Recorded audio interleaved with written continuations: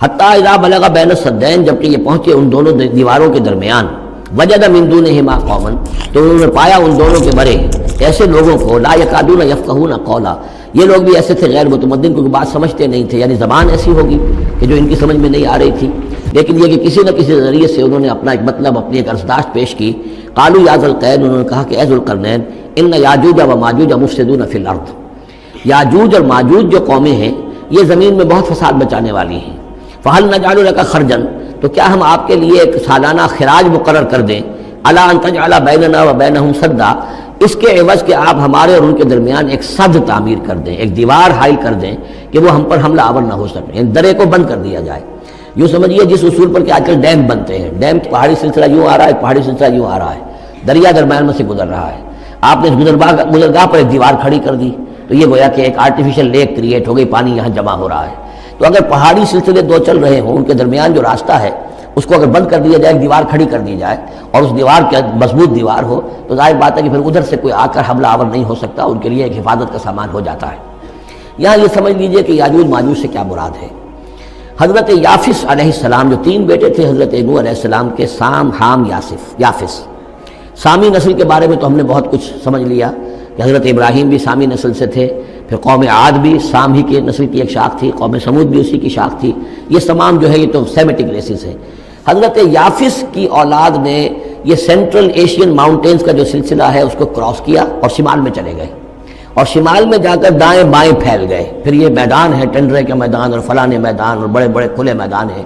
تو گویا کہ ایشیا کو درمیان میں جو سلسلہ کوہ تقسیم کر دیتا ہے، ایک شمالی حصہ ہے، ایک اس کے جنوبی حصہ ہے، یہ شمالی میں چلے گئے اور جا کر پھر پھیلنے میں وہ مشرق کی طرف آئے تو چین اور ہند چینی تک یہ ساری قومیں جو ہے یہ یلو ریسز، یہ انہی کی نسل سے ہیں، اور مغرب میں چلے تو روس، اور روس سے ہو کر روس کے ساتھ ملتا ہوا علاقہ ہے اسکینڈینیوین کنٹریز کے ساتھ، پھر وہاں سے وہ اتر کے اور یورپ کے بھی جو یہ مغربی ممالک ہیں، اینگلو سیکسنز جو ہیں، یہ بھی در حقیقت اسی سے اسکینڈینیوین کنٹریز سے اترے ہوئے لوگ ہیں۔ تو یوں سمجھ لیجئے کہ ویسٹرن یورپ اور ایسٹرن یورپ کا بھی خاص طور پر شمالی علاقہ، اور پورا یہ روس کا علاقہ، اور پورا صحرائے گوبی، اور پورا چین، اور وہاں تک جو ہے ہند چینی تک، یہ یافس کی نسل ہے۔ یافس کے جن بیٹوں کے نام تورات میں آئے ہیں، کئی نام ہیں، وہ کوئی ایک دو نہیں، ان میں گوگ اینڈ میگوگ بھی ہے، توبال بھی ہے، موسک بھی ہے، موسک ایک شخص کا نام ہے، اور موسکو ہو سکتا ہے کہ اسی نے آباد کیا ہو اور وہیں سے وہ نام بنا ہو۔ توبال اور بالٹک سی جو ہے اس ایریا کے اندر جو ہے بالٹک سٹیٹس، توبال ان کے ایک بیٹے کا نام تھا، یہ تورات کے اندر نام دیے گئے ہیں۔ گوگ اینڈ میگوگ، یاجوج ماجوج، یہ بھی انہی کے بیٹوں کی۔ یہ تمام اقوام جو ہے یہ وحشی ہیں، اور یہ تاخت و تاراج کرنا، لوٹ مار کرنا، یہ ان کا طریقہ ہے، اور ان کا ہے ذکر جو یہاں پر ہو رہا ہے۔ کہ یہ جو سیلاب آیا تھا، کولونیل سیلاب جو ہم پر آیا تھا، جس میں کہ یہ اینگلو سیکسنز تھے، یہ سب کے سب جو ہیں یہ اسی نارڈک ریسز سے ہیں، یہ بھی یاجوج اور ماجوج کی نسل ہے۔ ایک سیلاب ان کا آ چکا ہے جو آیا تھا یورپ سے نکل کر، یہ کولونیل سیلاب آیا اور پوری دنیا کے اوپر چھا گیا تھا، ایشیا اور افریقہ کو انہوں نے فتح کیا، کولونائز کیا۔ اب اگرچہ ان کی وہ بساط ایک دفعہ تو لپیٹ دی گئی ہے، وہ واپس چلے گئے ہیں، انڈائریکٹلی ہم پر حکومت کر رہے ہیں، ابھی ان کے جو ملٹی نیشنلز ہیں ان کے ذریعے سے، یا بینکوں کے ذریعے سے، IMF کے ذریعے سے، ورلڈ بینک کے ذریعے سے، انڈائریکٹ حکومت ہے جو نیو ورلڈ آرڈر ہے۔ لیکن یہ ہے کہ ابھی ایک اور جو سیلاب ان کا آنے والا ہے وہ آتا ہے احوال قیامت کے معاملات میں۔ آرمگڈون کے بعد جب حضرت مسیح علیہ السلام کا نزول ہو چکے گا اور یہودیوں کا خاتمہ ہو چکے گا، اور پھر یہ کہ تمام جو عیسائی ہیں وہ مسلمان ہو جائیں گے، عیسائیت ختم ہو جائے گی حضرت مسیح علیہ السلام کے آنے کے بعد، اور مسلمان اور عیسائی مل کر ایک ملت بن جائیں گے، سب مسلمان ہوں گے۔ اس کے بعد آخری سیلاب پھر آنا ہے جو اس کے خلاف، وہ احادیث میں آتا ہے، پھر وہ یاجوج اور ماجوج کا ہوگا۔ اور میرے نزدیک یہ یاجوج اور ماجوج جو ہے وہ ایسٹرن علاقے سے آئیں گے، چائنا وغیرہ سے، ہند چینی سے۔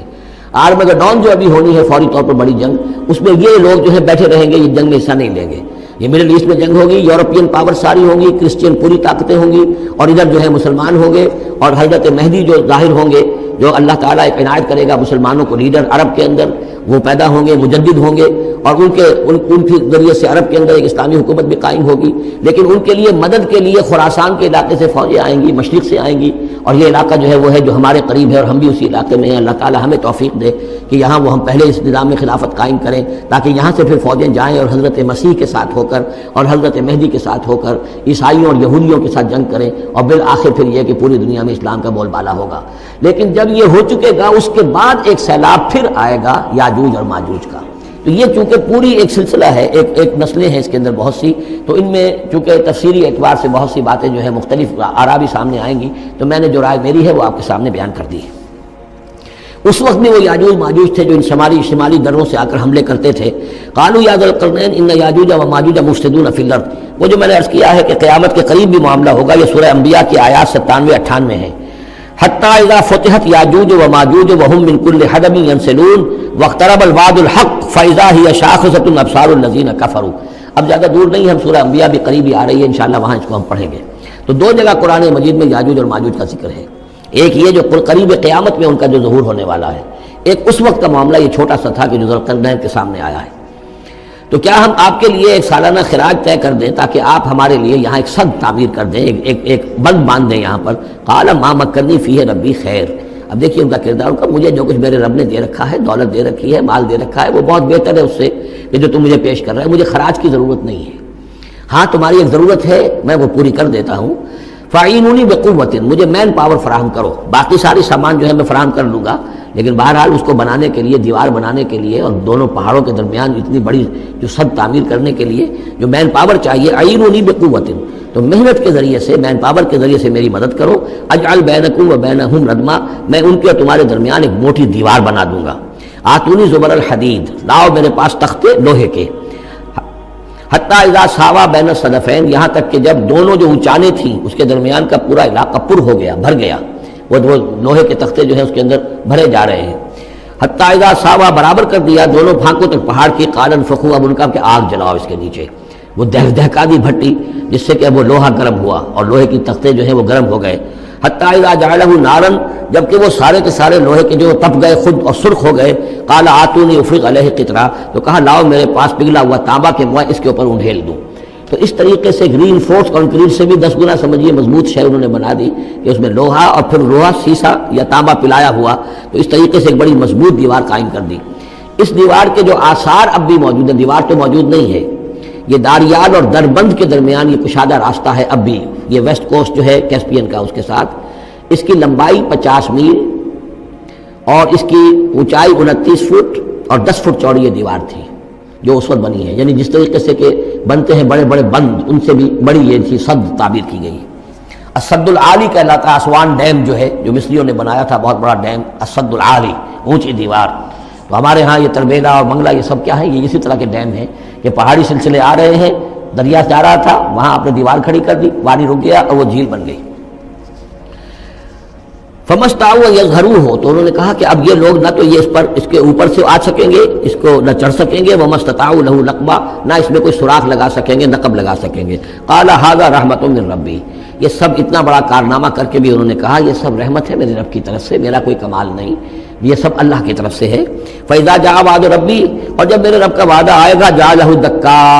وہ اس پوری دیوار کو جو ہے ریزہ ریزہ کر دے گا، ختم ہو جائے گی دیوار۔ اب وہ دیوار وہاں موجود نہیں ہے، وہ ختم ہو چکی ہے امتداد زمانہ سے، اب اس کے کوئی آثار باقی نہیں رہے، بس آثار معلوم ہو جاتے ہیں کہ یہاں وہ دیوار ہوتی تھی، جس سے یہ میں نے ڈائمنشنز آپ کو دیے ہیں۔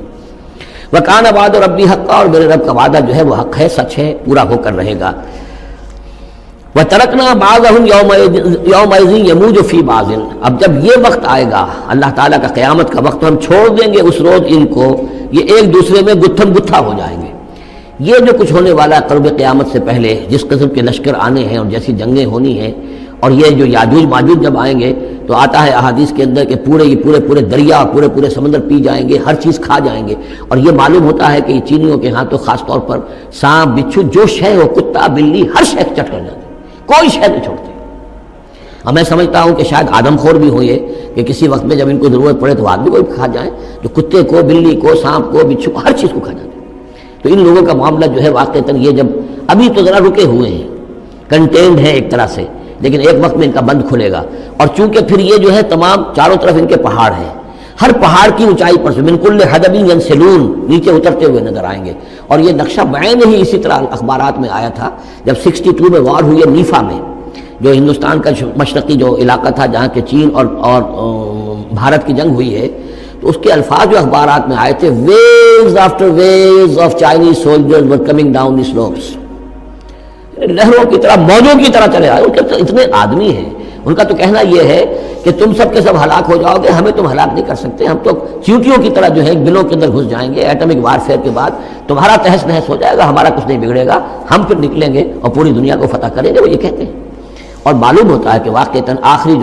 جو بھی اس دنیا کا اللہ تعالیٰ نے جو بھی ایک نظام سوچا ہوا ہے، اس میں جو قیامت سے پہلے کا سب سے بڑا واقعہ پھر یاجوج و ماجوج کا ظہور ہوگا وہ، لیکن یہ اس کا یہ مطلب نہیں ہے کہ جو پہلے ہوا ہے وہ نہیں ہے، اس سے پہلے بھی یاجوج ماجوج اگر آج سے 2500 سال پہلے کا معاملہ بھی ہے تو آج سے چند سو سال پہلے کا بھی ہو سکتا تھا، یہ کسی یعنی ایک پورے یوں سمجھیے نسل کا نام ہے۔ وَتَرَكْنَا بَعْضَهُمْ يَوْمَئِذٍ يَمُوجُ فِي بَعْضٍ وَنُفِخَ فِي الصُّورِ، اور پھر سور میں پھونکا جائے گا، فَجَمَعْنَاهُمْ جَمْعًا، اور پھر ہم ان سب کو جمع کر لیں گے، وَعَرَضْنَا جَهَنَّمَ يَوْمَئِذٍ لِلْكَافِرِينَ عَرْضًا، اور اس روز ہم جہنم کو سامنے لے آئیں گے کافرین کے سامنے، یہ ہے تمہارا انجام، یہ ہے تمہارے لیے جو ہم نے تیار کیا ہے۔ الَّذِينَ كَانَتْ أَعْيُنُهُمْ فِي غِطَاءٍ عَنْ ذِكْرِي، وہ لوگ کہ جن کی نگاہیں ہمارے ذکر سے کوری ہو چکی تھیں، پردہ پڑا ہوا تھا ان پر، ہم یاد نہیں تھے، بس دنیا